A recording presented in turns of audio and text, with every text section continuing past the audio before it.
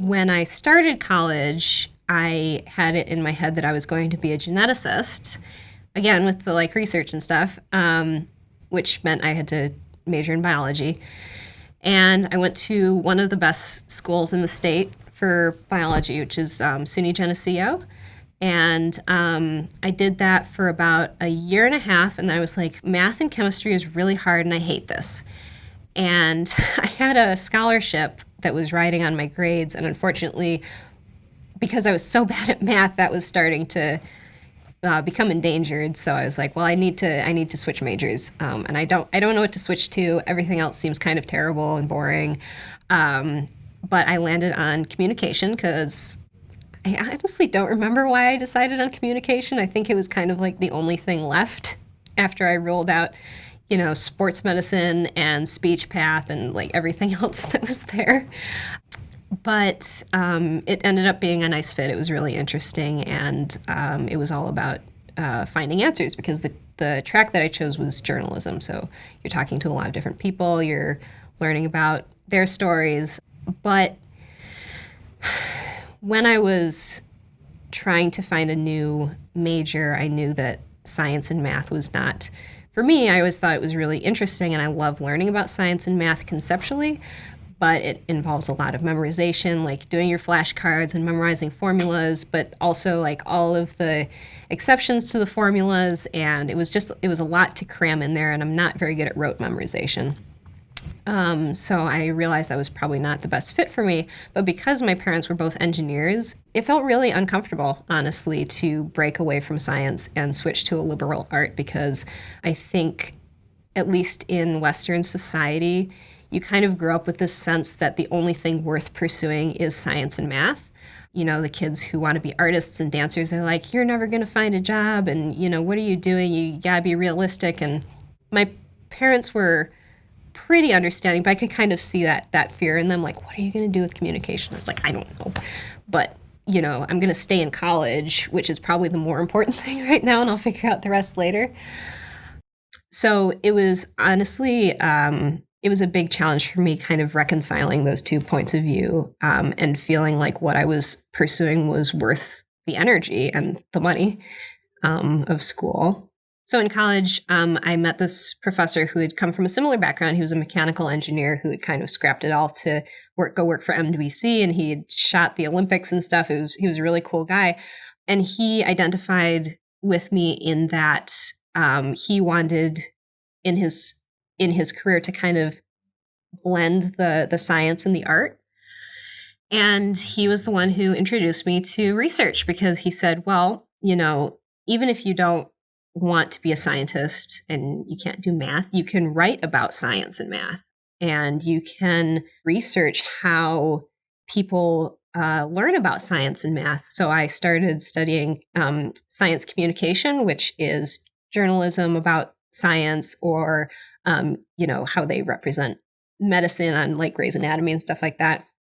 And I got into research because of his encouragement, and I went to Syracuse to study media studies, which, if you've heard of, those studies where people, they plop a 10-year-old kid down in front of a violent video game and then they watch the kid go beat up a doll in a playroom. Like, that's the kind of research. I mean, I didn't do that, but that's what media studies is the effect of how representations in the media affect our way of thinking about the world. So I did that and I loved it. And then I was still like, well, I don't know how to make money with this. Like, I really enjoy it, but I don't know what to do with this besides become a professor, which I didn't really want to do. And I had a friend from college who was a software engineer, and he had moved out here to work for Mozilla, making Firefox. And he said, well, there's this thing called a user experience researcher, and I think this would be a really good fit for you. And I said, I have no idea what that is, but I don't have any other career prospects. And at the time, Rochester was not doing very well economically, and I was also really tired of ice and snow. And I said, you know what?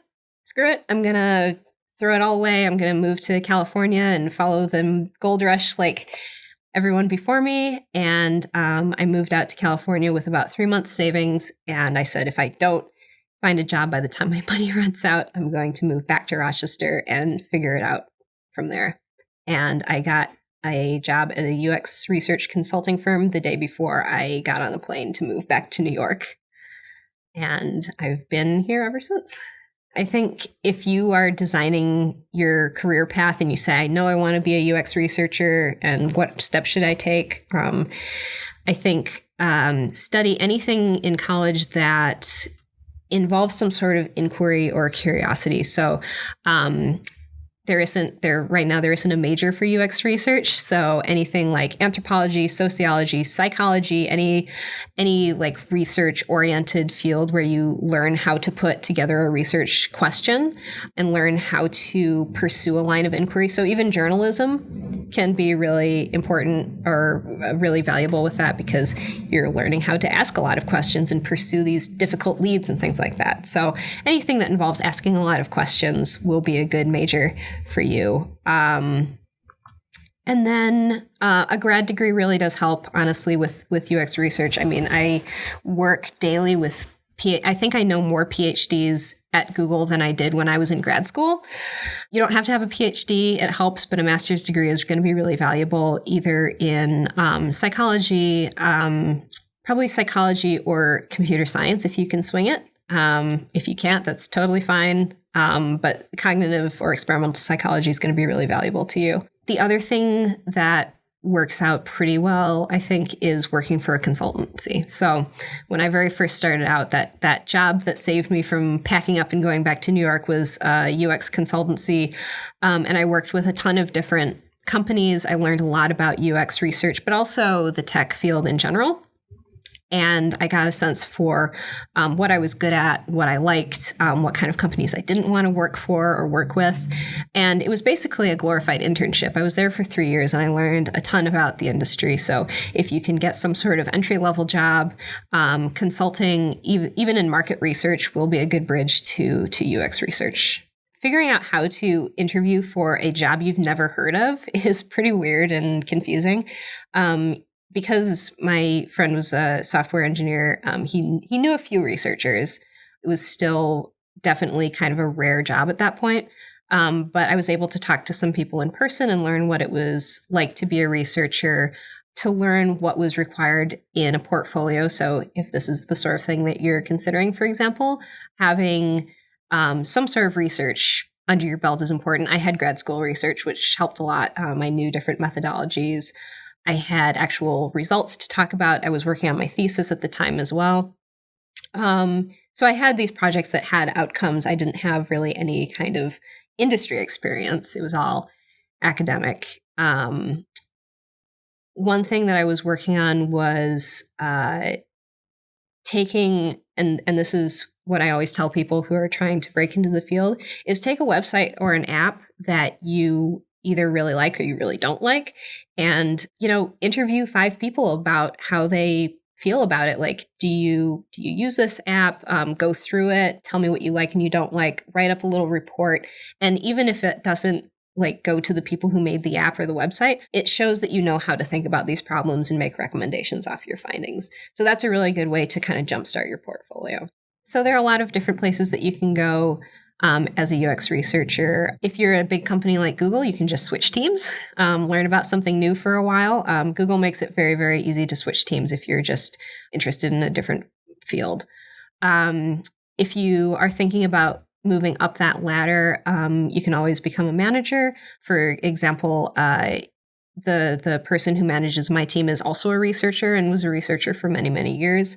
But right now his main job is just overseeing the researchers under him, but also thinking about the research program in general, how to work with other departments at Google and making sure that research is in a really solid place for the company. You can also pursue a path known as independent contributor, which means that you are basically a standalone researcher who might work in a more horizontal field. So instead of working with small merchants on Google Maps, I might work on bigger picture questions on Google Maps. So for example, there's a fellow in my team right now who's an independent contributor, and he works on research tools for all of the researchers on Google Maps.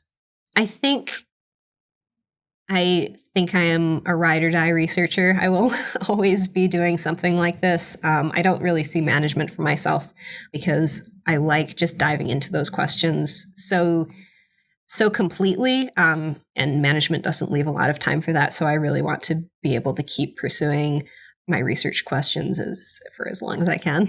So employers look for experience. Unfortunately, if you're starting out, there's always that question of how do I build experience if no one will hire me? And it's that chicken or egg question. But I think, especially if you're starting out, the most important thing to demonstrate is that you know how to think about these problems and you understand how to apply your findings to a real world scenario.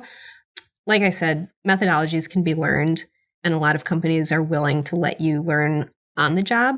I think the most important thing to convey is that you have the company's interests forefront in your mind. So going out and saying, like, I will interview this person or this population for you, and this is how it's going to make your product better. Like, always tie it back to how it's going to make the product better.